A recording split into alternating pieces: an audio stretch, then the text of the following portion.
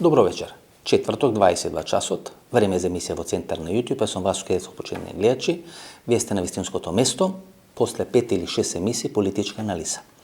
Изминатите 5 или 6 емисии не правевме политичка анализа, иако во самите интервјуа имаше елементи на политичка анализа, во самите прашања беа кажани одредени работи кои личат на политичка анализа, меѓутоа намерно не направив политичка анализа да легнат работите. И се оно што во изминатите политички анализи го кажав, самите да станете свесни дека се остварува, дека се реализира, дека сите тие процеси се предвидени, се видени и се најавени, дека ништо не е паднато од небо, дека се си има некој природен тек. И тоа се случува сега во Република Македонија. Од ослободување во домашен притвор на Сашо Мијалков, заминување на Зоран Заев, Африм Гаши као кандидат за премиер од редовите на македонската опозиција. Сето тоа беше кажано, брзањето на ВМРО-ДПМН да направи влада. Конфликтот на Заев со Радмила Шекеринска. Многумина од вас и не верува дека Радмила Шекеринска ќе биде сменета од заменик председател на СДСМ или дека Радмила Шекеринска ќе напушти СДСМ, ќе се дистанцира од партијата, и тоа се случува. Ова политичка анализа ќе има некој работен наслов сите битки, сите политички битки на Радмила Шекеринска. Ќе има и многу други работи, меѓутоа од мноштвото, од купчето на елементи кои се составен дел на анализата, од целата таа гоблен структура која ќе биде презентирана во емисијата, ние го вадиме парчето за Радмила Шекеринска, бидејќи мислам дека тоа е клучниот настан изминатите 10, 15 или 30 дена, нешто што не се очекуваше, нешто што ќе предизвикувало и во наредниот период ќе предизвика уште поголеми политички турбуленции. Секој кој ја потценил Радмила Шекеринска, тоа многу скапо го има платено. Таа цена има платено и Бранко Царенковски, таа цена ја плати и Зоран Заев. И кога ќе трните во еден процес на елиминација на такви политички тешкаши од типот на Радмила Шекеринска, не смеете работата да ја оставите незавршена или да ја оставите на пола. Ако веќе сте влегле во процес на незина елиминација или тргање од структурите, највисокото раководство на СДСМ, тогаш не можете да оставите на незина добра волја дали таа ќе се трне од позицијата министер за одбрана и ќе замени за амбасадор во Соединетите Американски држави, или нема тоа да го направи. Бидејќи таа никогаш нема да го направи тоа што вас ви одговара. И вие елиминирате во текот на пролето од функцијата заменик председател на СДСМ, односно елиминира Зоран Заев. Има некој джентлменски договор да замени во дипломатија да биде амбасадор на Македонија во Соединетите Американски држави, од кој веќе Љубомир Фрчковски не доби агриман од американската дипломатија, односно Стејт департментот. Следна која беше понудена беше Радмила Шекеринска. Вториот кој беше понуден беше Зоран Верушевски за амбасадор во државата Израел, и вие таа работа оставате на пола пат. Сте се договориле со дипломатите, сте ветиле кај дипломатите дека тој процес ќе го завршите и тој процес не го завршувате на крај. Или не го завршувате до крај. И на крај тоа што ви е незавршено, ви се враќа како кредит кој сте го земале, но со многу висока камата, со некоја лихварска камата. И една од причините за поразот на СДСМ на локалните избори е нерасчистувањето со Радмила Шекеринска, со луѓето на Радмила Шекеринска, со структурите на Радмила Шекеринска. И при тоа немојте да гледате на овие резултати што се постигна на гласањето за председател на СДСМ, каде што условно речено Димитар Ковачевски Таче беше предлог на Зоран Заев, или протеже на Зоран Заев, или фаворит на Зоран Заев, а Јово Деспотовски беше протеже или фаворит на Радмила Шекеринска, бидејќи тоа не одговара на реалниот однос на силите на теренот. Радмила Шекеринска секогаш има многу поголема тежина од тоа што бројките го покажуваат. Како во статистиката на кошарка. Вие гледате број на скокови, број на асистенции, број на дадени коши, но има одредени работи кои не ги гледате во статистика. Тоа е Радмила Шекеринска. Ми се чини дека Радмила Шекеринска не оствари ни пола од кариерата која ја предвидува. Па дури јас ја предвидов. Кога се појава некаде 1996 година, на оној постер на СДСМ за локалните избори, заедно со Бранко Царенковски, тогаш Лупчо Поповски, генерален секретар на СДСМ, Тито Петковски, јас сметав дека Радмила Шекеринска не само што ќе го надживее политички Бранко Царенковски, туку ќе има многу поголема политичка кариера од Бранко Царенковски. Ми се чини на крај дека Радмила Шекеринска личи помалку на овие млади кошаркари и спортисти кои ги пуштат пред време да играат, како Тони Симич или Мирза Куртович, кои стануваат првотинци немзете Скопје на 14, 15 или 16 години и никогаш не направија таква блескава кариера како што се очекуваше од нив. Например, Владко Илиевски, кој е 3 години или 4 години помлад од Тони Симич и Мирза Куртович, направи многу поголема кариера. Перо Антич направи многу поголема кариера. Мислам дека Радмила Шекеринска го имаше тој синдром. на млади мексикански боксери кои рано влегуваат во рингот и многу брзо ја завршуваат политичката кариера, или таа политичка или боксерска кариера не достигнува до тоа ниво како што сите предвидува. Навистина Шекеринска не ја заврши рано политичката кариера, меѓутоа никош не победи на избори, никош не беше премиер, никош немаше блескава победа како Бранко Црвенковски. И всушност Радмила Шекеринска и сите нејзини битки изминатите 25 години во политиката е некоја приказна за еден политичар кој имаше драматични капацитети и потенцијали и не искористи ни половина од тие капацитети. Ова е една фотографија, почитани гледачи, која мислам дека кажува многу. Всушност се отсликува разврската на политичката сцена во Република Македонија која се случила или ќе се случи во наредниот период. Нова фотографија Радмила Шекеринска лево, Бранко Црвенковски и Јордан Орце Камчев. Јордан Орце Камчев е тогаш подпредседател на СДСМ, односно на СДММ, тој е младината на СДСМ. Радмила Шекеринска е председател и Бранко Црвенковски. Мислам дека сниме на Охрид, некаде средината на 90-те години. До пред 10-15 години СДСМ правеше летни кампови. Или ги правеше во синдикалното одморалиште во Охрид, или во одморалиштето Орце Николов. Мислам дека ова фотографија е снимена во една од тие две дестинации. Радмила Шекеринска уште во текот на 90-те години ја сваќа суштината на политиката. Дека во политиката нема пријатели и непријатели. И во оној период кој Јордан Камчев изразува амбиции или покажува амбиции да биде лидер на младината на СДСМ, Радмила Шекеринска го прави својот прв политички пакт или прв политички сојуз. Се договара со Јордан Орце Камчев, таа да остане председател на СДСМ, Лазе Еленовски или Љазе Еленовски да биде генерален секретар, а Орце Камчев да биде прв подпредседател на партијата. И елиминира својата најдобра политичка пријателка Каролина Ристова Аастерот, на кој беше ветено дека ќе биде подпредседател на СДСМ, останува да биде само член на извршниот комитет на СДММ. Така Орце Камчев влегува во политиката на голема врата, а Радмила Шекеринска останува на чело на СДСМ. Тоа пријателство со Јордан Орце Камчев и Радмила Шекеринска трае до денешен ден, кога 2005 година е првото бегство на Орце Камчев после аферата Бенетон или даночната пирамида, мноштво на фирми отворено во Рачиново, Танушевци и на други дестинации во Република Македонија. Јордан Камчев бега во Бугарија, останува некаде 6 месеци и некаде декември 2005 година се враќа во Република Македонија.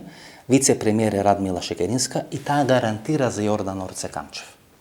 Радмила Шекеринска се обидува да ги направи добри односите, релациите на Зоран Заев со Орце Камчев и врз база на лобирање и инсистирање на Радмила Шекеринска, Зоран Заев има средба со Орце Камчев, една или неколку средби со Орце Камчев, и дел од овие разговори, телефонски кои се снимени, кои се објавуваат, се направени на тие средби.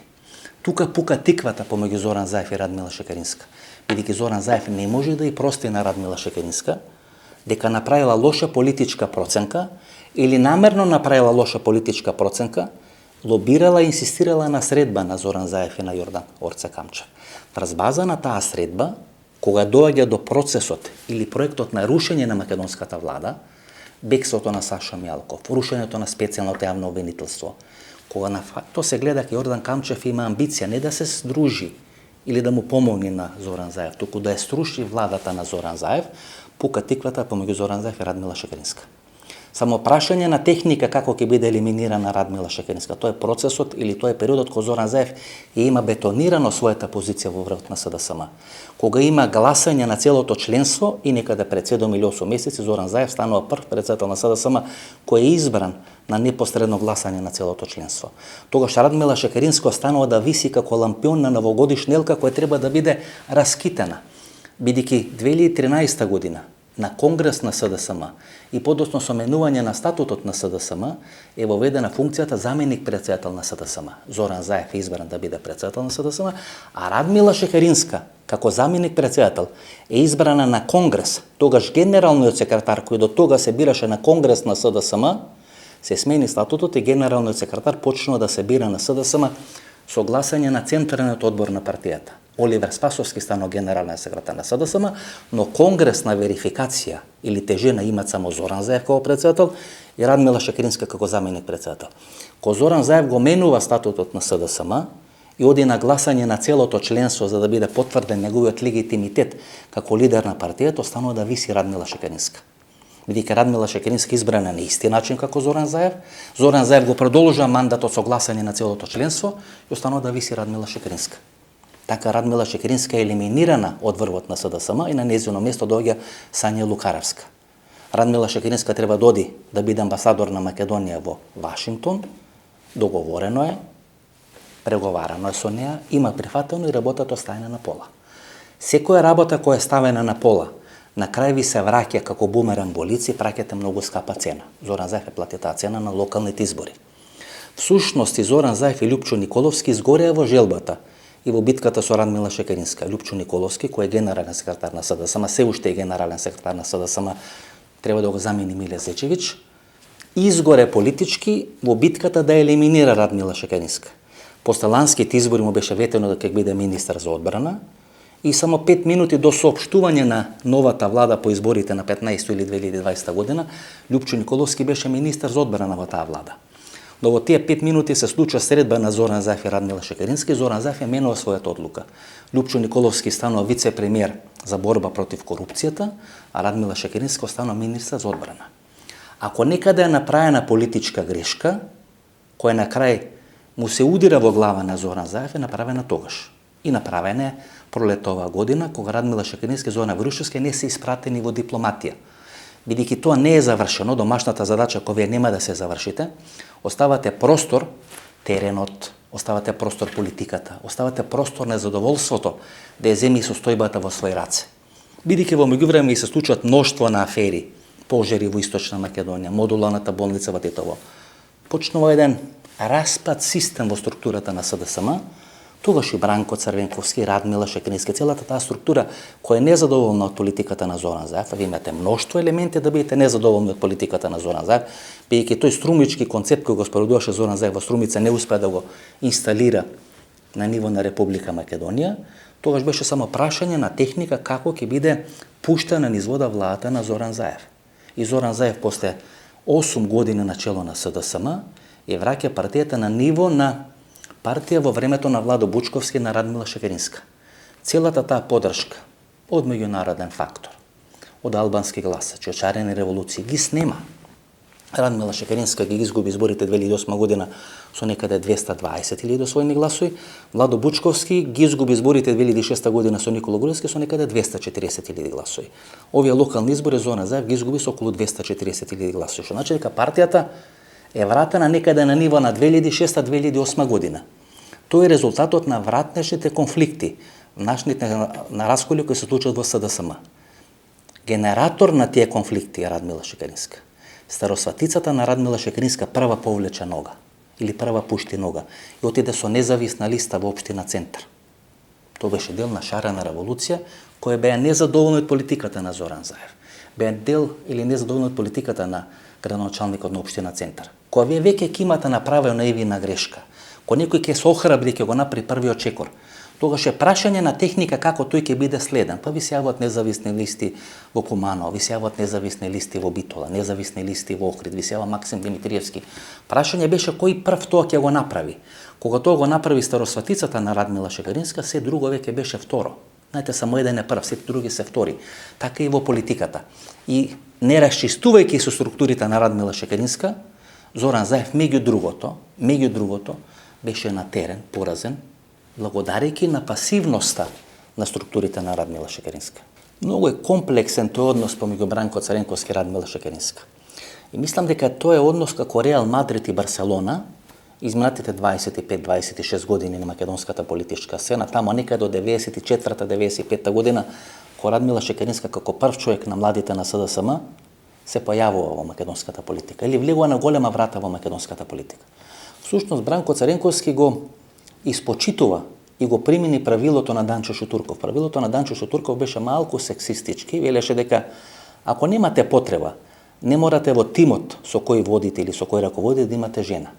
Но ако веќе сте решиле да имате една жена, тогаш треба да имате најмалку 2 жени, бидејќи никогаш 2 жени нема да ви направат коалиција. Но ако биде една жена, таа секогаш ќе ви прави одредени коалиции, ќе ви прави одредени сплетки. Ова не е мој став, ова е став на Данчо Шутурков, а Данчо Шутурков е најголемиот тајкун кој последните 30 години бил на македонската бизнес политичка сцена. Газда на потекот од Виена до Истанбул.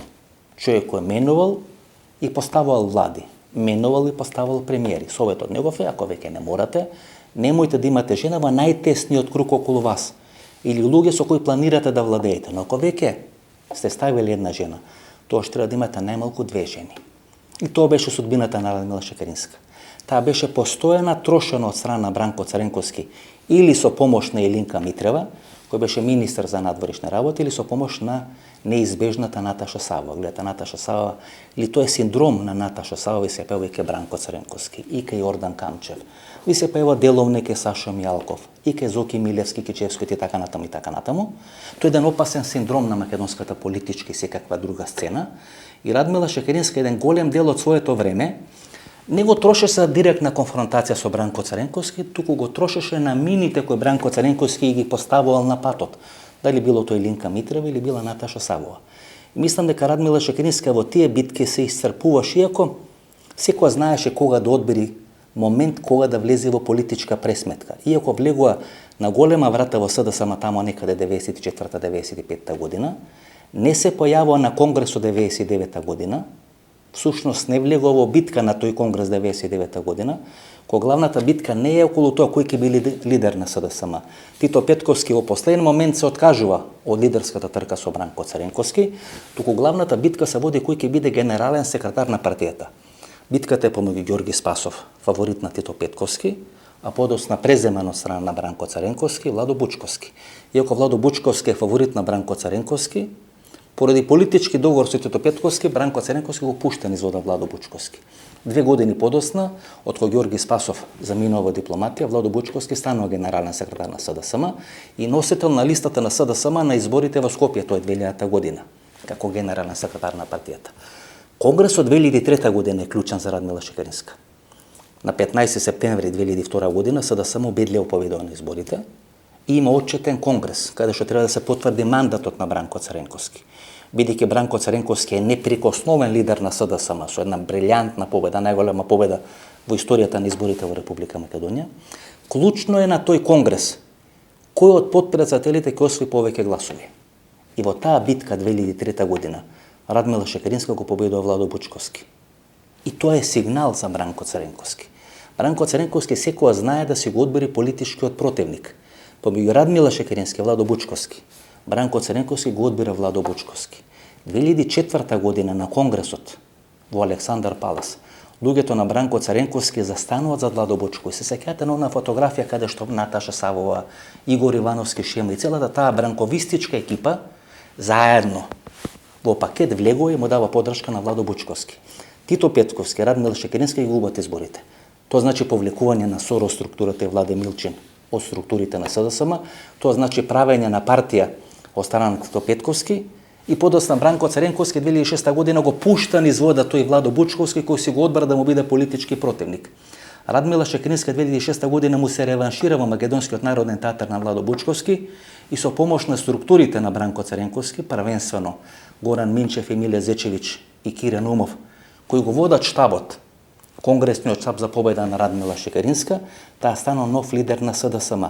Генерален секретар на тоа ново раководство, предводено од Радмила Шекеринска, е Горан Минчев, кој е старосват на Бранко Царенковски, Игор Ивановски Шема и Миле Зечевиќ како организационен секретар. Гледате, Миле Зечевиќ се јавува сега како нов генерален секретар во пакет со Димитар Ковачевски Таче. Миле Зечевиќ и Горан Минчев се кумови. Тоа се дворските игри во рамки на СДСМ. Загинува Радмила Шекеринска во тие дворски игри. 2008 година ги губи катастрофално изборите и не сака да свика конгрес на кој ќе се изгласа враќање на Бранко Царенковски на чело на СДСМ по истекување на претседателскиот мандат 2009 година. На 17 јули 2008 година се случува апсењето или приведувањето на Зоран Заев поради случајот Глобал. И тоа е влез во една политичка разврска во СДСМ која ескалираше пред 10 дена со најавата на Радмила Шекеринска дека нема да прифати мандат во новата влада, што значи дека и кажале дека нема да биде министар за одбрана во новата влада, и тоа се свати како дефинитивно повлекување на Радмила Шекеринска од високата политика. Знаејќи за каков капацитет на човек станува збор и имајќи ги овие информации од изминатите 25 години, јас никогаш не би се кладел дека тоа е крај на една политичка кариера. Бидејќи изминатите 25 години, секојаш кога сум помислил дека Радмила Шекеринска е готова, таа се враќала на голема врата на македонската политичка сцена. Бидејќи веќе ги отсликуваме внатрешните односи во СДСМ, а многу малку од вас, почитувани гледачи, ги знаат овие информации што се случувало изминатите 25 или 30 години во структурите на СДСМ, бидејќи за разлика од ВМРО-ДПМН, освен во еден дел на мандатот на Никола Груевски, но подосна и тоа е девастирано со бомбите и со проектот Вистината за Македонија, кога дознавме де факто што се случува во структурата на врвот на ВМРО-ДПМН, ние многу малку знаевме што се случува во СДСМ во времето на Бранко Цренковски. Бидејќи за разлика од ВМРО-ДПМН, каде што тоа хорски се пеело и секојаш можевте да најдете луѓе кои се заинтересирани пред камера да кажат што се случува внатре во ВМРО-ДПМН, вие тешко можевте да најдете човек кој ќе ви каже што се случува во СДСМ во време на Бранко Цренковски. Затоа сега ви кажам моја работи за да може да создадете одредена слика што де факто се случувало во СДСМ.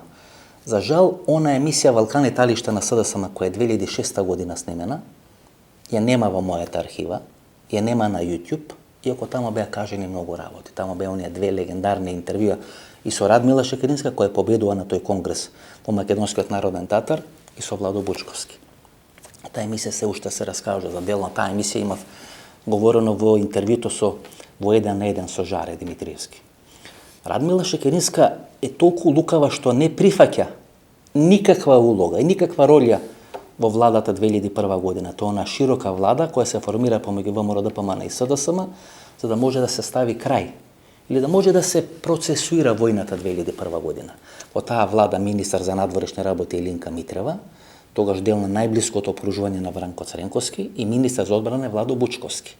Сите опашки што се влечат за Владо Бучковски, тенковски делови, судења, кои веројатно му го скратија животот за 10 години, се влечат од војната 2001 година. Радмила Шекеринска проценува и не сака да биде дел на таа влада.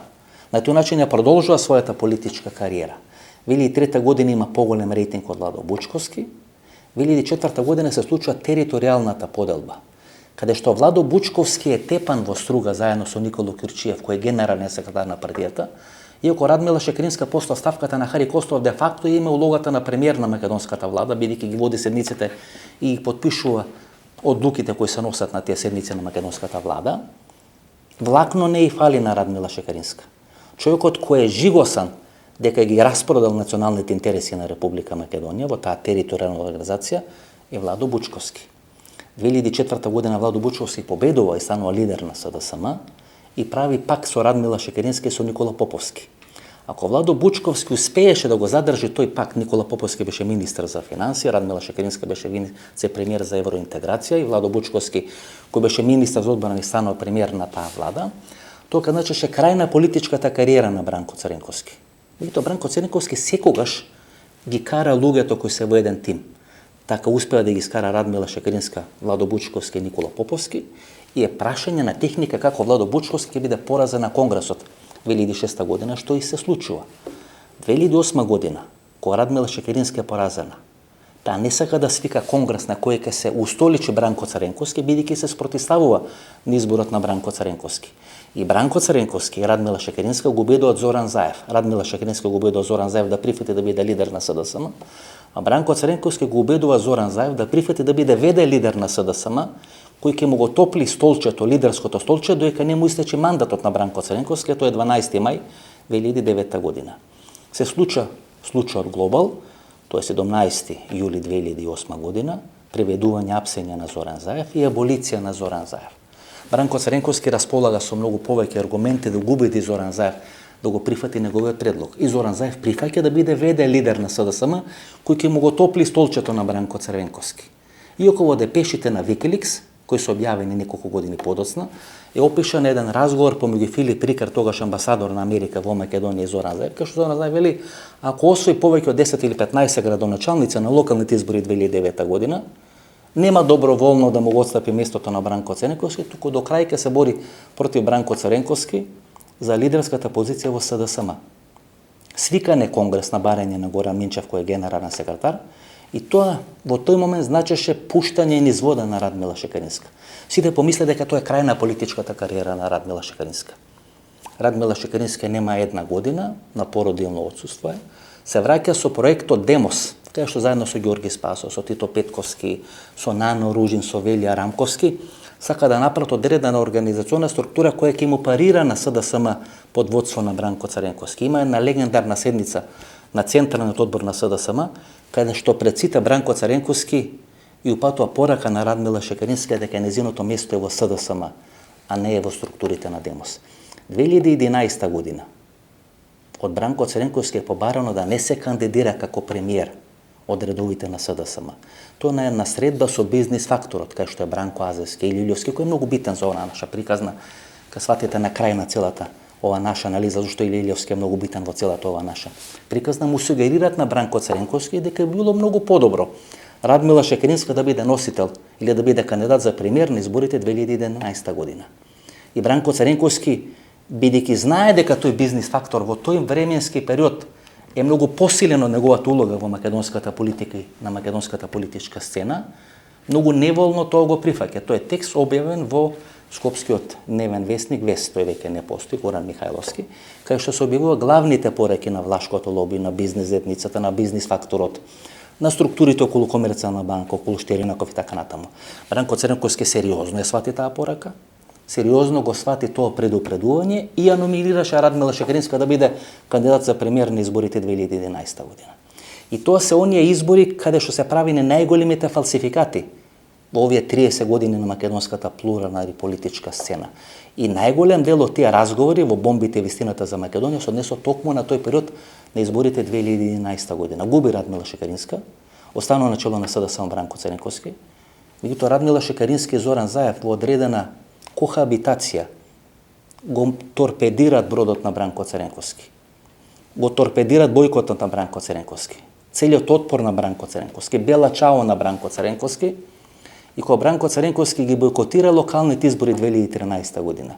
Радмила Шекеринска, Максим Димитриевски, Стефчо Екимовски кога го напушта бродот на СДСМ, Зоран Заев, Зоран Дамјановски Циц, Аце Петревски од Охрид, на одредени средби кои се во еден хотел на Велешко езеро, во одредени комбинации со тога структури на ВМРО ДПМН, носат одлука да го минираат бојкотот на Бранко Цренковски.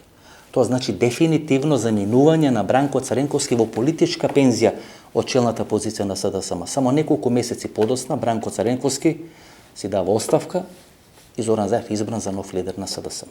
Игор Ивановски Шема бил и може да биде клучен играч на некои политички разврски во СДСМ. Природно се гледаше како наследник на Бранко Цренковски. Од 2008 година Бранко Цренковски ја носи одлуката да се врати на чело на СДСМ. Разочаран од таа одлука на Бранко Цренковски и Игор Ивановски Шема, кој мислеше дека после поразот на Радмила Шекеринска, со помош на структурите на Бранко Цренковски, тој ќе биде следен лидер на СДСМ, и тоа не се случи. 2013 година има 3 кандидати за лидер на СДСМ. Зоран Ивановски, според мене најдобриот економски експерт, кој некога се бавел со политика во Република Македонија, Игор Ивановски Шема и Зоран Заев. Направен е договор, почната изборната трка и некаде на половина на изборната трка Зоран Заев се откажува од негово учество во лидерската трка за нов лидер на СДСМ.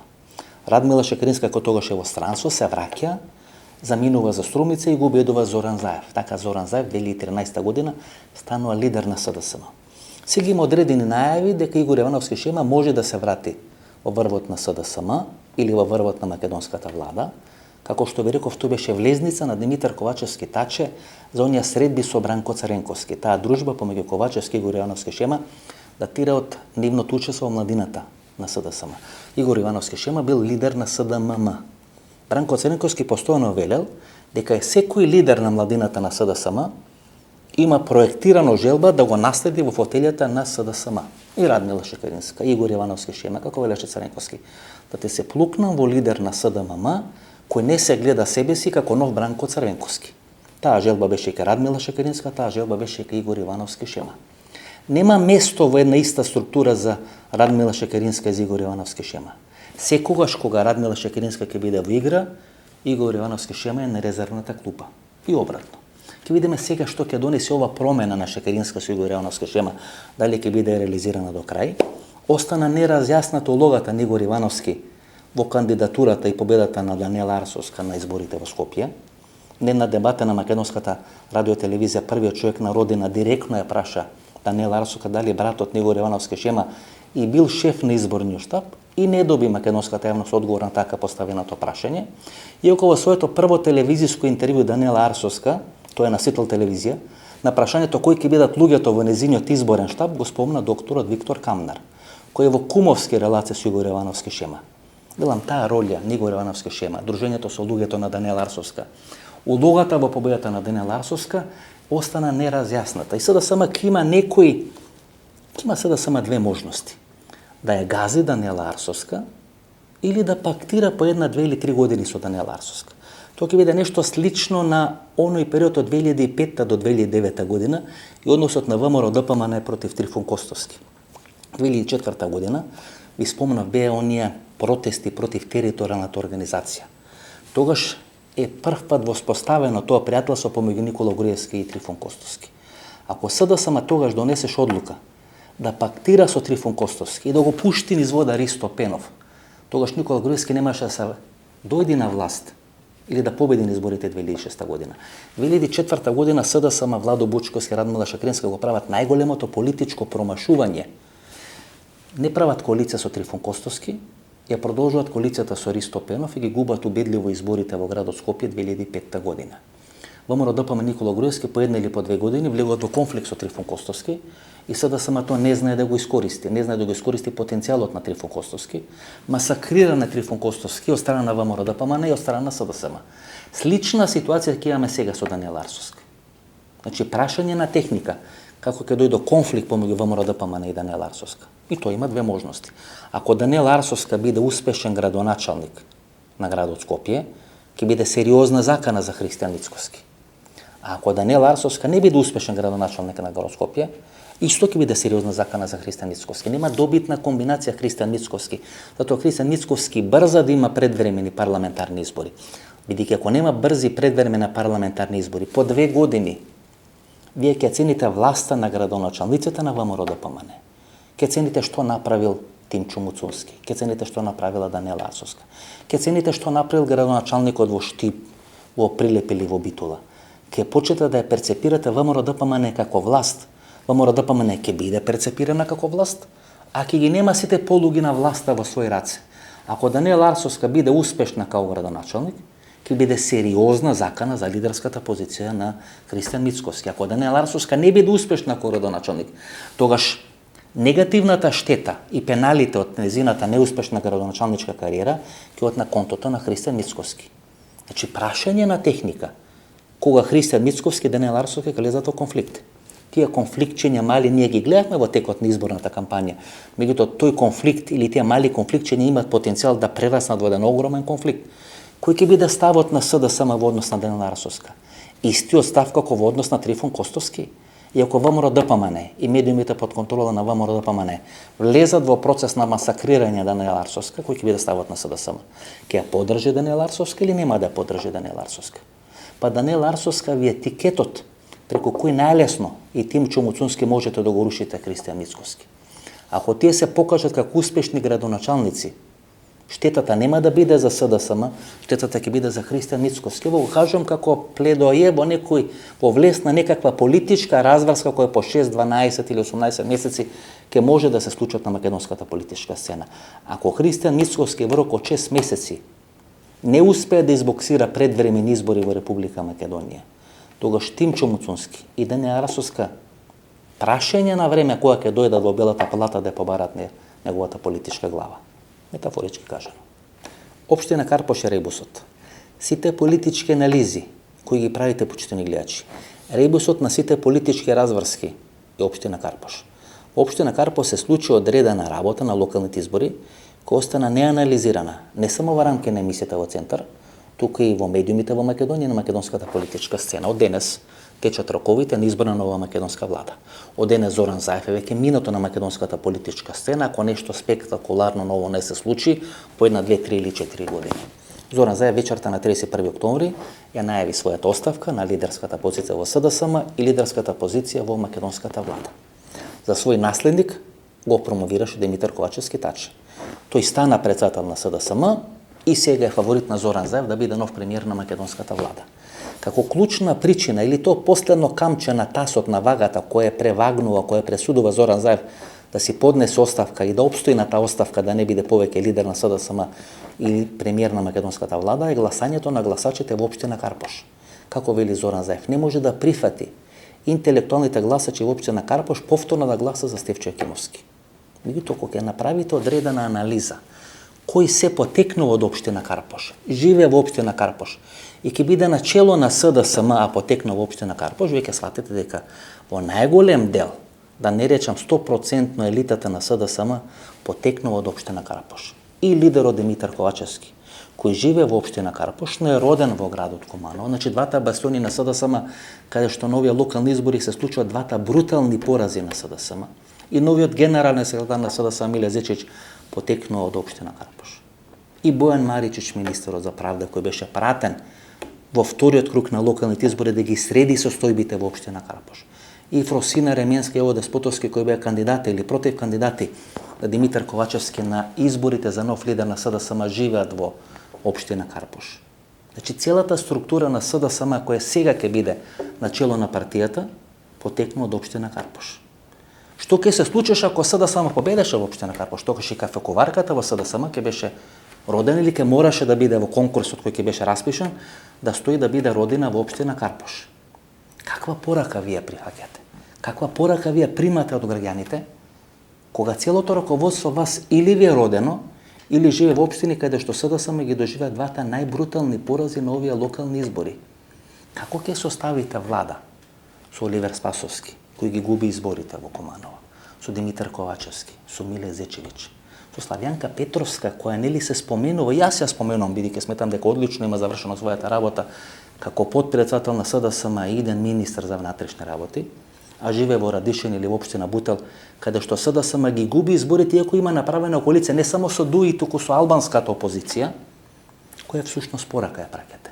Ми фали уште Александар Филиповски Цанде да биде дел на новото раководство на СДСМ, иако имаше најтежок пораз во општина Аеродром од сите градоначалници во градот Скопје, за да тогаш бидам сигурен дека сте ја сватиле пораката на граѓаните.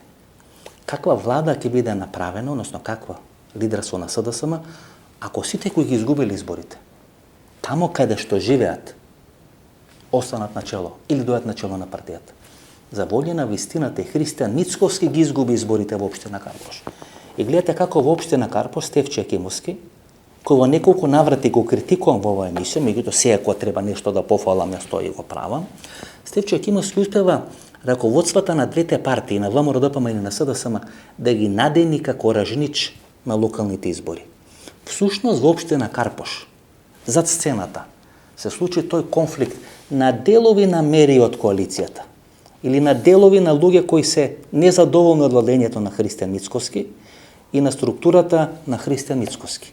Тие луѓе или тие структури кои се незадоволни од Христијан Мицковски застанаа зад номинацијата на Стефчо Екимовски. Му помагаа во кампањата на Стефчо Екимовски, дали беа луѓе на Никола Тодоров, дали беа луѓе блиски на Никола Тодоров, дали беа луѓе кои беа дел на мери од коалицијата. Косана Мазнева, Николич, Валентина Боџанска, не битно, може би биле, може би не биле, но ја само тамо ги нотирам како делови на таа мери од коалиција. Застанаа зад номинацијата на Стефчо Екимовски и Стефчо Екимовски на локалните избори во општина Карпош ги порази структурите и на СДСМ и структурите на ВМРО-ДПМН. И тоа е парадоксот на овие локални избори.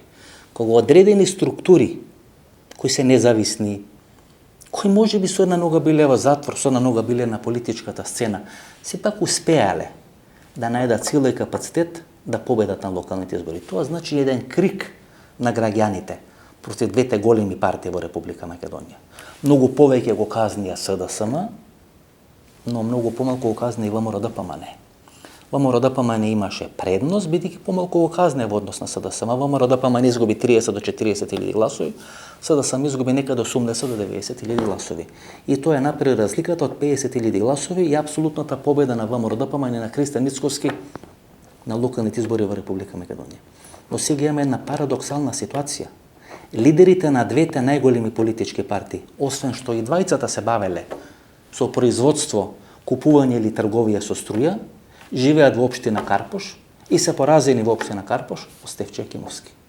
Од денес течат уставните, од денес течат законските рокови, Зоран Заев веќе па се, поднесе оставка, средината на јануари треба да биде избрана новата влада, новиот премиер, новите министри, од имињата или од кастингот нови луѓе, имиња кои се спомнуваат како сигурни на медиумите, телевизиите, порталите, како идни нови министри, и не ми се чили дека фали едно или две имиња кои треба да ги вршат тие валкани работи, да ги имат тие валкани операции, кои за завесата се спроведат во секоја влада.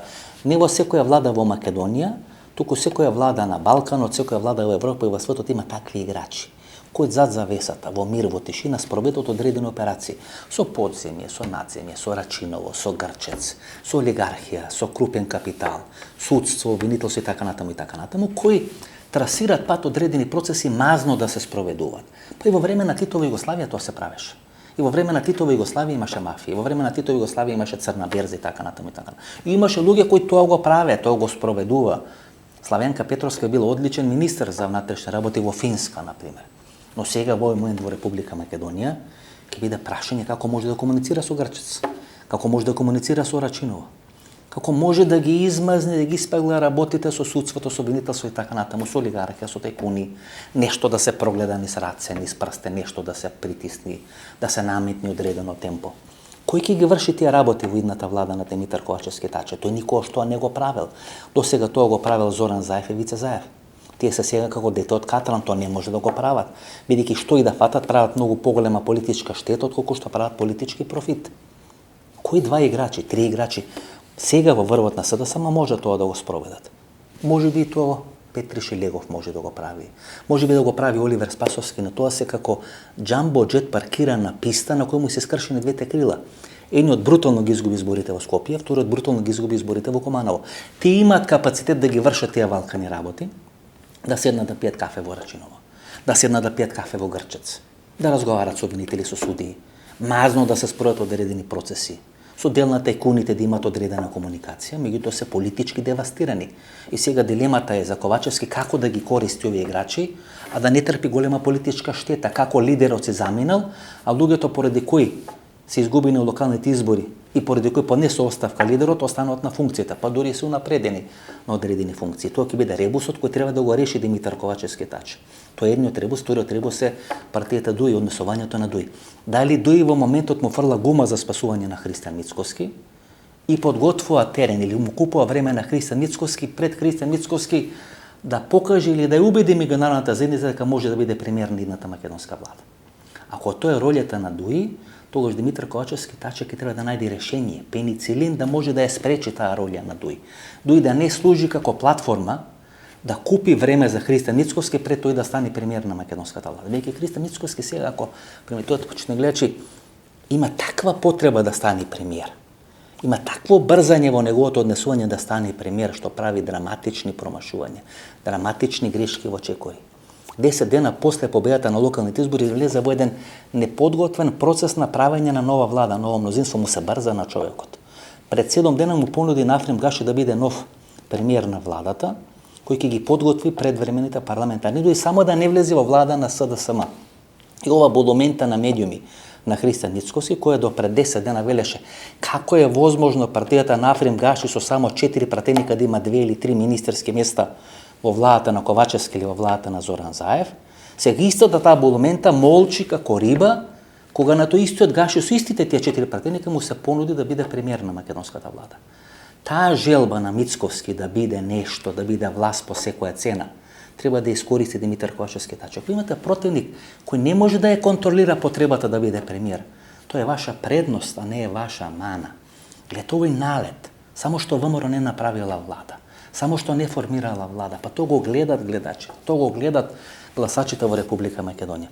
Димитар Ковачевски Таче треба само да го остави Христијан Мицкоски тоа да го прави. Ако СДСМ има никакви шанси да победи на избори, предвремени или редовни 2024 година, тоа најлесно ќе го направи, јавајки на таа нескротлива желба на Христијан Мицкоски да биде иден премиер во Република Македонија. Има едно име кое сега се вади од чинелот на СДСМ. Кој е фикс? Димитар Ковачевски е нов лидер на СДСМ и фиксното име е Миле Зечевиќ. Како што вели Димитар Ковачевски, само за Миле Зечевиќ може да потврди дека ќе има функција генерален секретар во новиот состав на СДСМ. Многу очекува СДСМ од Миле Зечевиќ, тоа е мит кој се гради 20 години. Дека Миле Зечевиќ е семоќен, дека од позадина ги влече конците, дека шета низ Македонија, македонскиот исток, македонскиот запад со чечкалица во устата и ги решава проблемите. И прави таква општинска структура која сигурно ќе се прошети, ќе победи на изборите. Дека има 2 години време да ја подготви машината на СДСМ да победи на следните избори. Тој е преголем товар за Миле Зечевиќ. Тој е преголем товар за било кој политичар во Република Македонија. Па тој мит и наратив кој се градеше околу Сашо Мјалков крахираше со бомбите и вестината за Македонија. Бидејќи никој не може да замени систем, без разлика дали е Црвенковски, Зечевиќ, Заев, Мицковски или Сашо Мјалков. Миле Зечевиќ го знам некаде од 97 година. Дојде да биде советник во кабинетот на Бранко Црвенковски, на таа позиција го заменил Рубин Заревски. Рубин Заревски оди на специализација во Јапонија, подоцна се враќа помошник министар за надворешни работи. 98 година станува дел од бордот на директори на Сопанска банка, а 2002 година после победата на СДСМ на 15 септември е директор на фондот на здравство. На таква позиција Миле Зечевиќ доаѓа во кабинетот на Бранко Црвенковски. Значи човекот најголема доверба на Бранко Црвенковски во еден временски период. 2003-2004 година Миле Зечевиќ сака да биде генерален секретар на СДСМ. Нешто слично сега се случува.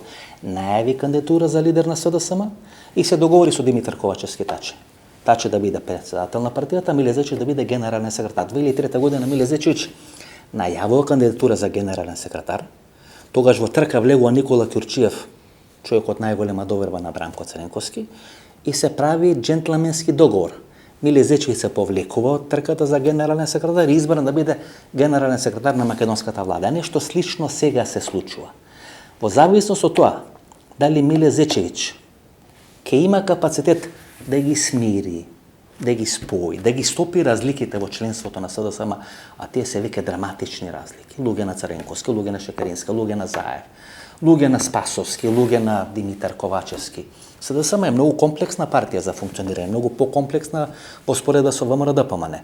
Безбедноста на државата зависи од тоа кој ќе биде начело на ВМРО-ДПМН, да ги контролира овие проруски структури, овие структури кои веруваат теорија на заговор, а многу е битно кој начело на СДСМ ќе ги контролира овие луѓе кои треба да ги водат процесите напред. Тоа било секојаш добитна комбинација во Република Македонија. Да ги имате под контрола овие конзервативни структури на ВМРО-ДПМН и да ги имате под контрола овие структури на СДСМ кои водат државата напред. Во зависност од кохабитацијата на тие две структури, зависи успехот на државата. Клучна ќе биде ролјата на Миле Зечевиќ. Преголем товар му се става на грбот на Миле Зечевиќ. Ќе видиме колку тој ќе успее да се справи да го носи тој товар. Миле Зечевиќ ќе треба да му парира на Ерол Муслиу, првиот човек или директорот на Агенцијата за разузнавање. Ќе треба да парира нова завиша филм групација. Ерол Муслиу играше клучна улога во детронизирањето на Зоран Заев. Играше клучна улога и во носењето на Стео Пендаровски на функцијата председател на Република Македонија, бидејќи гледачите јавноста малку знае дека одлуката е донесена, дека е формирана американската амбасада, дека е добиено зелено светло од Али Ахмети, Никола Димитров да биде кандидат на СДСМ на председателските избори 2019 година. Во последен момент, вела со одредени снимки, Ерол Муслиу го убедува Али Ахмети да ја откажи послушноста или подршката на Никола Димитров. Така Стео Пендаровски станал председател на Република Македонија и веднаш првото кадровско решение кога доаѓа на таа функција Ерол Муслиу на чело на Агенцијата за разузнавање. Миле Зечевиќ ќе треба да му парира на Ерол Муслиу, бидејќи Ерол Муслиу со помош на Ренит Хоџа, со помош на одредени структури во албанскиот политички кампус, со одредени структури на социјалните мрежи, учествуваше во создавање на таа хистерија против владата на Зоран Заев и учествуваше во процесот на растурење на таа влада после оставката на Зоран Заев. Гледате што се случува на изборите во Ресен. Од таму е Ренит Хоџа, таму е потеклото на Ренит Хоџа. Тесно губи СДСМ. Гледате што се случува со промена на ставот во само 12 часа на партијата БЕСА. Од безрезервна подршка на владата до одредена позиција, одреден став дека тие излегуваат од таа влада поради гласањето во Државната изборна комисија. Раката која ги влече тие потези ми се чини дека е Ерол Муслиу. СДСМ ќе има голем проблем со Стео Пендаровски. Стео Пендаровски ќе биде голем проблем на СДСМ, бидејќи Стео Пендаровски има направено проценка дека ако сега СДСМ не падне од власт, дека ако бидат споени председателските и парламентарни избори 2024 година, СДСМ нема да го кандидира Стео Пендаровски. Гледате каде се главните напади на луѓето на Стео Пендаровски или на структурите под контрола на Стео Пендаровски, кон Петре Шилегов и кон Бојан Маричич. Петре Шилегов и Бојан Маричич се главните гласноговорници кои се против политиката на Стеопан Наровски и однесувањето на Стеопан Наровски во рамки на владината коалиција, во рамки на структурата на СДСМ. Затоа атаците кон Бојан Маричич, целата оваа афера околу амнестиите, ослободување, нинџа и така натаму, беа стимулирани од структури под контрола на Стеопан Наровски, посебно Нерод Муслиу. Сите овие напади на Петре Шилегов се бидејќи Петре Шилегов бил главен кој се заканувал дека Стеопан Наровски нема да добие втор мандат, дека СДСМ нема да го кандидира Стеопан Наровски. Човекот за кој Стеопан Наровски има најдобро мислење во кругот сега на СДСМ не е Оливер Спасовски, тоа е Лупчо Николовски. Затоа има најмалку напади кон Лупчо Николовски од целата оваа структура под контрола Нерод Муслиу на Стеопан Наровски. Стеопан Наровски имаше вчера обраќање пред македонската јавност, драматично промашено обраќање пред македонската јавност, кај што го почна обраќањето со едноминутно молчење за загинатите во несреќата на Бесатурс, модуларната болница и жртвите на корона кризата. И имаше едноминутно молчење. Овие други веш умреа во текот на 2021 година не заслужуваат едноминутно молчење. Тие не се умрени. Имаме привилегирани и непривилегирани мртви во Република Македонија. Која порака сака да ја прати председателот?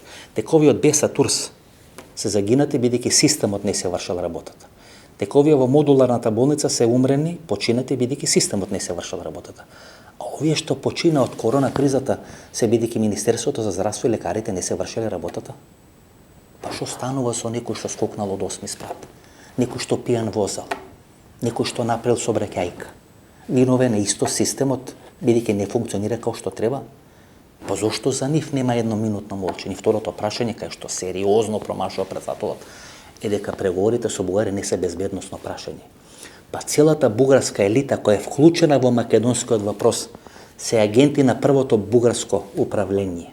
Сите агенти се под контрола на државната безбедност. Па погледнете го составот на сегашната министерка за надворешни работи, трите клучни играчи со псевдоними на Зона Прес се објавени дека биле соработници на бугарските служби. Минатата година Румен Радев ги свикува сите безбедносни структури во Република Бугарија да расправат за позицијата на бугарите во Република Македонија. Што е тоа ако не е безбедносно прашање?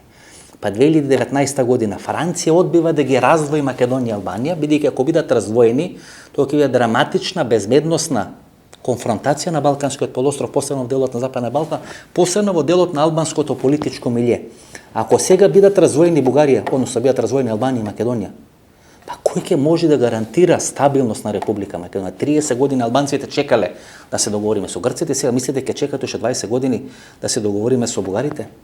И 3 минути после ова нестрекна теза која кажа Стеопан Наровски, тој вели дека за 20% во Република Македонија е намалена довербата во НАТО и ВЕУ. И дека тоа може да биде одлична основа за меѓуетнички тензии, бидејќи мнозинството македонци се против ЕУ и НАТО и се за Русија како некако стратешки партнер, за разлика од мнозинството албанци, и тоа може да донесе на власт одредени популисти кои ќе понудат брзи решенија за решавање на овие прашања кои не се решени. Па што е тоа ако не е безбедносна криза? Стеопан Наровски продолжува тамо кај што застана Бранко Царенковски во неговиот настап во Ману, дека нема потреба да се брза, дека Република Македонија треба да продолжи да живее ако не добиеме датум или почеток на преговори со Европската унија. И едно е тоа да го каже политички пензионер ко Бранко Царенковски, друго да го каже шефот на државата Стеопан Наровски. Колку председатели треба да чекаме? 1, 2, 3, 5, 10 години? Па што не го вратите тогаш Преспанскиот договор, ако не треба да брзаме? Вратете го Преспанскиот договор, поништете го Преспанскиот договор. Не сме смениле име, не сме смениле презиме. Стрекни и задоволни ќе бидеме сите, бидејќи немаме потреба да брзаме.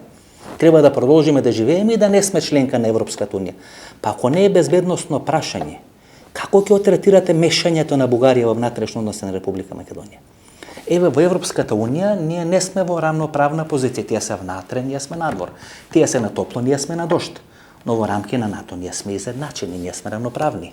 Бугарите бара да го смениме нашиот устав. Што е тоа ако не е мешање во внатрешни работи? И ако имате мешање во внатрешни работи на соседна држава, што е тоа ако не е безбедносно прашање? Што не го поставите прашањето во рамки на НАТО? Зошто Бугарија дестабилизира Македонија? Зошто Бугарија го прави нестабилно јужното крило на НАТО? Целиот регион, имаме два конфликти, Грција и Турција, и Бугарија и Република Македонија. Драматично систематично промашувани. СДСМ има голем проблем со Стево Пендаровски. СДСМ очигледно нема да сака да кандидира Стево Пендаровски. Стево Пендаровски ќе стане од ден на ден се понервозен, ќе се обиде да ги воспостави подобро релацијата со ВМРО ДПМН, да има некоја слична ситуација на Борис Трајковски. Ако Борис Трајковски не добиваше нов мандат од Љупчо Георгиевски, Никола Груевски ги затоплуваше односите со Бранко Црнковски, нешто слично ќе се случи сега. Сетете се на делот во интервјуто со Марен Ѓорчев, кога го објаснува делувањето на Доста Димовска, незините врски со Брюго Аспарухов, главниот резидент на МИ-6 на британското разузнавање на Балканскиот полуостров, како вели: Стево Пендаровски, Никола Димитров и Зоран Јолевски биле луѓе на Доста Димовска, не луѓе на ВМРО ДПМН. Ако Доста Димовска била блиска до британското разузнавање, до кои се блиски овие? И таа разврска во СДСМ, врвот на СДСМ и Стево Пендаровски, ќе биде клучна односите со Дуи и односите со Стево Пендаровски. И гледате ова драмолетка која се случува сега, ослободување во домашен притвор, не ослободување на Сашо Мјалков. Една драматика, една драматургија. ВМРО ДПМН не молчи. Првите 6-7 сати ВМРО ДПМН немаше став околу ослободувањето на Сашо Мјалков. И тоа одговара на оно што ви кажав некаде пред 3 месеци, дека на 1-2 месеци пред изборите имало средба на Христијан Мицковски со Ивица Коневски со синот на Сашо Мјалков, каде што е направен договор, пакт за ненапагање на мери од Конгресот, на мери од коалицијата на Христијан Мицковски. Може би тука има одредени финансиски помошти и така натаму. Меѓутоа, ниту ова мери од коалиција направи независни листи во одредени клучни општини во Република Македонија, ниту пак Христијан Мицковски водеше кампања или имаше вокабулар со навреди, омаловажување на структурите под контрола на мери од коалицијата. И сега немаше реакција за Сашо Мјалков. Зошто? Бидејќи се почитал тој џентлменски договор. Меѓутоа, ова ослободување, неослободување на Мјалков, амнестијата, намалување на затворска казна, нинџа и така натаму е генерална проба пред ослободување во домашен притвор на Јордан Орце Камчев. Кој тоа не го гледа, не разбира политика. Суштината на политичките разврски во Република Македонија беше односот Камчев-Заев. Во тој однос загина едниот и другиот. На крај Зоран Заев се повлече да биде спроведен одреден процес. Министри и министри му загина како резултат на таа црна кампања, која делом не водеше ВМРО ДПМН, многу повеќе ја водеа структурите, таа медиумска аргела, финансирана од луѓе блиски на Јордан Орце Камчев. И на крај ќе биде постигнато примири. Ова со Сашо Мјалков, со Нинџа, целата таа структура, всушност е генерална проба за ослободување на Јордан Камчев во домашен притвор. Тоа ќе го бара Бугарија. Гледате како бугарите го менуваат својот наратив. Одеднаш веќе не се говори за идентитет, јазик, идентитетски прашања и така натаму, туку се говори за процес на дебугаризација која се спроведува во Република Македонија. Дека бугарите во Република Македонија се санкционирани, се девастирани, се омаловажувани, дека не им се дозволува да бидат на функција, се затварани. Прв пат тоа го користи Мики Ризински во оној случај со Руди Џемаи кој се случува некаде пред 10 години. Мики Ризински вели дека е затворен бидејќи е бугарин во Република Македонија. Саво Коцарев, кој исто така деклариран бугарин во Република Македонија, го брани Мики Ризински. Мики Ризински ослободен, оди во Софија, мислам дека се води некој портал, доаѓа тука во Република Македонија. Меѓутоа тоа во поновата македонска историја беше прв случај каде во судски процес се кажува дека е тој санкциониран бидејќи е бугарин во Република Македонија. Слично ќе биде со Орце Камчев.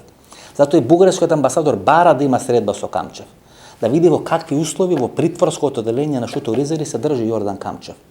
И овој адвокат на мафијата, Тонињо Менкињо, затоа ги води тие процеси. Затоа ги води така тие процеси. Сите овие луѓе кои одеднаш кога ќе треба да имаме договор со Бугарија, кои се појавуваат со одредени колумни, ставови, интервјуа и кои прават знак нееднаквост помеѓу бугарското малцинство во Република Македонија и македонското малцинство во Република Бугарија, се луѓе кои работат и за македонската и за бугарската служба. Тие работат за двете служби. Нивната задача е секогаш кога ќе дојде до чекор да биде решено тоа прашање, да го минира тој процес. И овој адвокат на мафијата предњачи во тој процес. Тонињо Менкињо, тој е главниот играч, со одлични врски во подземјата во Бугарија, со одлични врски со подземјата во Македонија, со одлични врски со подземјата во Италија. И таа операција, гледате, видлива е таа операција, затоа се води операцијата во судот во Страсбург, па судот во Страсбург се прогласува за ненадлежен, дека нема одредени ингеренции во целата таа операција, меѓутоа така се создава вештачка тензија дека Јордан Камчев е жртва на системот. А најлесно жртва сега на системот ако сте бугарин во Република Македонија. Тоа е следно што ќе биде кажано, дека тој бил апсен, малтретиран бидејќи бил бугарин во Република Македонија. И самиот во својот исказ вели дека се консултирал со своите бугарски пријатели, па тоа го разговараме во интервјуто со обвинителката Вилма Русковска. Бугарското прашање во Република Македонија, бугарско-македонските односи ќе бидат реализирани, ќе бидат ставени ад акта, кој ќе биде ослободен Јордан Камчев. Сите овие драмолетки, Сашо Мјалков, Нинџи, така натаму се да биде ослободен Јордан Орче Камчев. Какви безбедносни прашања, какви права на малцинства, какви бугарски пасоши.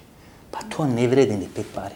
Во оној момент кој ќе биде постигнат договор со Бугарија, тоа ќе значи ослободување на Јордан Орче Камчев. Тоа ќе има 3 или 4 варијанти. Камчев како возврат да ја стави на послужавник главата на Христијан Мицкоски, да замине од Република Македонија или понатаму да продолжи да се бори за рушење на владата на Димитар Ковачевски Тачи. Ви кажав пред 1 или 2 месеци, се ми се чини дека промените во врвот на СДСМ се направени да биде реализирана таа операција. Спасување на војникот Рајан, тоа е клучната операција. Клучната операција која двете најсилни структури, власта во Република Македонија и тајкуните во Република Македонија ги донесува во конфликт. 3 години Камчев сака да ја сруши власта, на крај власта го става во притвор Јордан Камчев. И едниот и другиот располагаат со одредени аргументи, сили, орудија, средства, пари, логистика, служби, така натаму и така натаму, бомби, материјали, мислам, снимени телефонски разговори. И во таа битка изгина едните и другите. И сега Бугарија ќе се јави како генератор на разврската или на дополнителното комплицирање на целата таа ситуација во Република Македонија. Проблемот со Бојко Борисов стана во оној момент кога владата на Република Македонија не прифаќа Камчев да биде почесен конзул на Бугарија во Република Македонија. Значи Камчев има државјанство бугарско. Бугарите се грижа за своите граѓани кои имаат бугарско државјанство во Република Македонија, вклучително за Јордан Камчев. Тоа значи дека бугарите ќе го постават тоа прашање, тоа ќе биде персонификација, символ на тој процес на ребугаризација или на дебугаризација во Република Македонија. Кршењето на правата на бугарите во Македонија ќе се крши преку случајот на Јордан Орце Камчев. Тоа запамтете го. Затоа ви го повторувам како папагал 1 година. Тоа е клучниот процес, го руши СЈО, ја руши владата, руши министри, на крај го стават во притвор. Се обидува да бега според одредена белешка на Агенцијата за национална безбедност. Сите овие работи кои се случуваат, безбедносни структури, прислушкување, лаверита, снимање, комуникација со бугарско разузнавање, луѓе на Бојко Борисов кои се присутни тука, дали е тоа Раде Точев, дали е некој друг, небитно. Има дел на министрите на Зоран Заев кои биле стипендисти на тие бугарски структури кои може да финансираат ширум Балканскиот полуостров. И таа тема треба да се отвори. И тоа прашање треба да се отвори. Гледате, дел од нив ќе бидат можеби министри во идната влада на Димитар Ковачевски Тачи. Тоа се клучни процеси, така се крши македонската држава. Клучно ќе биде прашањето како да се спаси војникот Рајан, а да не биде дестабилизирана владата на Република Македонија. Тоа ќе се случи во наредниот период. Ако тоа не се случи, ние ќе имаме тектонски процеси на девастирање на едната и на другата страна. Ако Зоран Заев од една страна е разочаран на своите соработници, кои не ги исполниле работите кои што требале да ги исполнат на локалните избори, втората работа поради која се повлекува е дека плаќа драматично скапа цена во конфликтот со Јордан Орце Камчев. И на крај, знаете, ќе треба да се дојде во одредена ситуација да се направи некое примирие. Не можат луѓето кои го направиле конфликтот да направат примирие. Затоа има нови структури на чело на владата кои без емоции или со многу помалку емоции ќе може да ги завршат тие работи. Тоа ќе биде клучната разврска во Република Македонија. Има едно правило, почитувани гледачи, почитувајте го тоа правило. Совет и сол се дават само кога ќе ви побарат. Јас ќе се обидам да го прекршам тоа правило и го 30 години јас го почитувам тоа правило. СДСМ има 2 процеси. Едниот е процесот на заевизам во СДСМ и вториот процес е процесот на СДСМвизам. Тие 2 процеси не секогаш беа во корелација изминатите 8 години. Членството или елитата на СДСМ никогаш не го прифати Зоран Заев. На вистина му ја почитуваше енергијата и храброста со вистината за Македонија, меѓутоа идеологијата на Зоран Заев никогаш не беше прифатена од елитата на СДСМ. Бидејќи елитата на СДСМ е форматирана врз база на 2 процеси. Тоа е бугарски врховизам и албански редентизам. Со вистината за Македонија или со политиката која спроведуваше Зоран Заев, едно општество за сите и преговори со Бугарија, беше деидеологизирана структурата на СДСМ. И Зоран Заев, ако сакаше да го продолжи процесот на заевизам во СДСМ, единствено природно решение беше Венко Филипчи, министер за здравство, според мене најдобриот министер за здравство последните 30 години во Република Македонија. Да не се случеше таа тешка хаварија со модуланата болница во Тетово, природно ќе беше Венко Филипчи да биде нов премиер и нов лидер на СДСМ после оставката на Зоран Заев. Меѓутоа, бидејќи тоа не се случи, сега мешањето на Зоран Заев во внатрешните кадровски прашања и разврски во СДСМ носи повеќе штета отколку што носи корист. Сега ќе почнат сите оние спинување човек на Заев, пиунот на Заев, донесен со кран на Заев и така натаму. СДСМ е иста партија која ВМРО ДПМН. Тоа што поминува во ВМРО ДПМН не може да помине во СДСМ. И вториот процес е СДСМовизам. СДСМ треба да ја смени играта. СДСМ повеќе не добива албански гласови.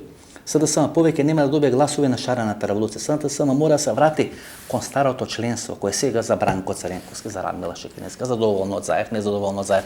Треба да биде обединето целото членство. СДСМ всушност треба да ја репризира ситуацијата од 92 година, кога Црвенковски и Никола Поповски доаѓаат на чело на партијата, едниот како председател, вториот како генерален секретар, со обврска во наредни 2 до 4 години да не бидат дел на извршната власт во Република Македонија. Туку да ја стабилизират партијата, да ја стегнат партијата, таа да може да победи на изборите 94 година.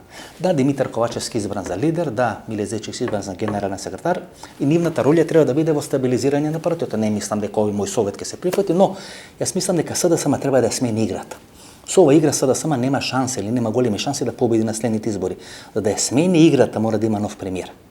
Тоа не може да биде ни Радмила Шекеринска, тоа не може да биде ни Бранко Цренковски. Тоа може да биде човекот кој во наводници е газда и на Бранко Цренковски и на Радмила Шекеринска. Јас ќе се обидам тоа на најдобар може начин да го покажам или да го објаснам. Еве една фотографија. Не знам колку може да ја видите таа фотографија, од црно-бела е. Фотографијата е 94 или 95 година. Лево на фотографијата сум јас, тогаш млад новинар во Скопски вечер. Мислам дека интервјуто е за неделникот Пулс, не сум сигурен.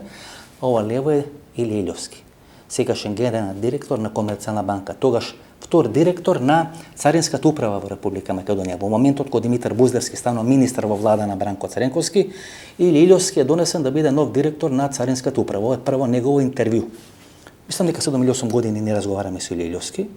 Повеќе од 15 години не разговараме со Хари Костов, но кога правам политички анализи и кога давам политички ставови или проценки, јас не можам да ги кажам моите чувства кон одредени луѓе или тоа што јас го мислам лично за одредени луѓе, туку кажам работи кои се политички коректни, кои гледат напред во иднината. Илија Илјовски и Хари Костов имаат капацитет да се спротистават на се во Република Македонија, бидејќи онаа теза дека Бранко Црвенковски им е газда на Хари Костов и на Илија Илјовски, дека Бранко Црвенковски ги донел на таа функција, дека тие му должат на Бранко Црвенковски, тоа повеќе не вреди. Овие луѓе им се газда во наводници и на Бранко Црвенковски, и на Радмила Шекеринска, и на Христијан Мицковски. Како Христијан Мицковски ќе протестира против влада која води Илија Илјовски кога партијата е под хипотека во Комерцијална банка?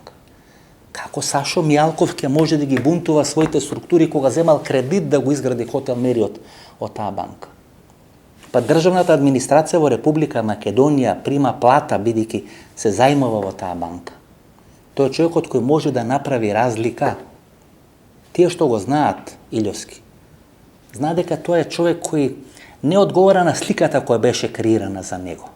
Дека Илјовски и Димитар Буздевски ништо не читат, ништо не прават, само сеат по скопските кафани, бркат жени и така натаму. Не, апсолутно не е точно. Тој е фамилиарен човек. Кај него не се оди со виски и со бомбонјера, се оди со книга.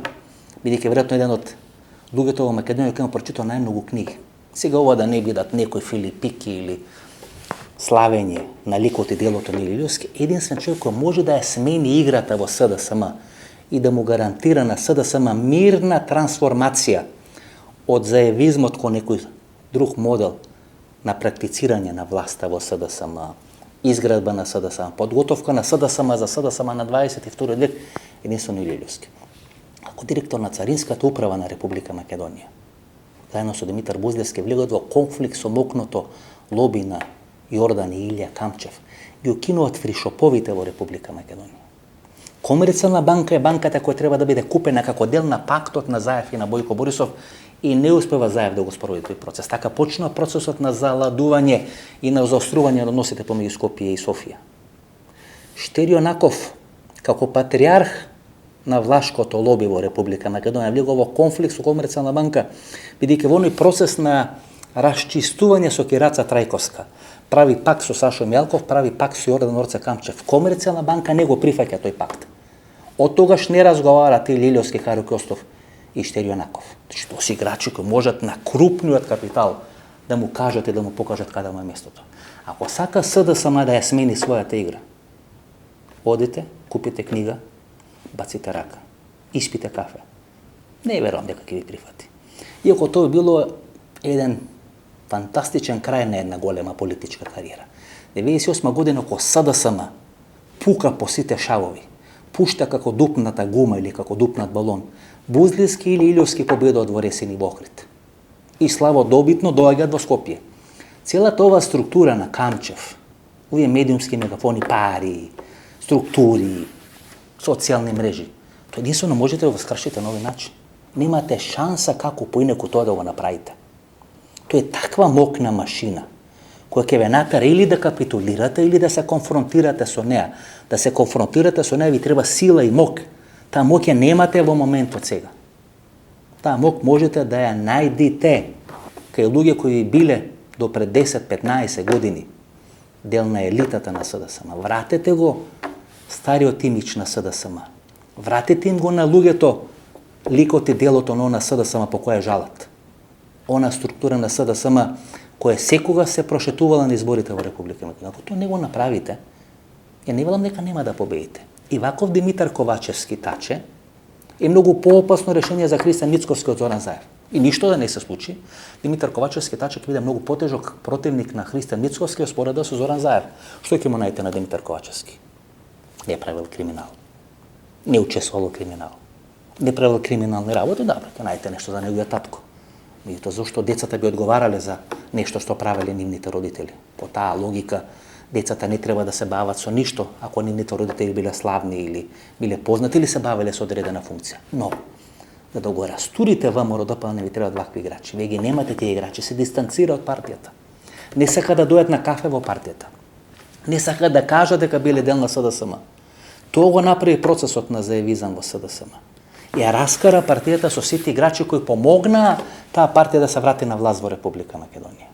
Ако ова структура може да затвори Хри Шопови и Неордан Камчев, ако може да се спротистави на договорот на Мјалков, Камчев и Штерио Наков против Кираца Трајковска, ако може да истрпи бес и незадоволство на Штерио Наков поради сите тие операции, ако може да му каже на Бранко Црнковски 2011 година немој да оди за премиер, треба да биде Радмила Шекеринска, бидејќи така партијата полесно ќе помине на изборите.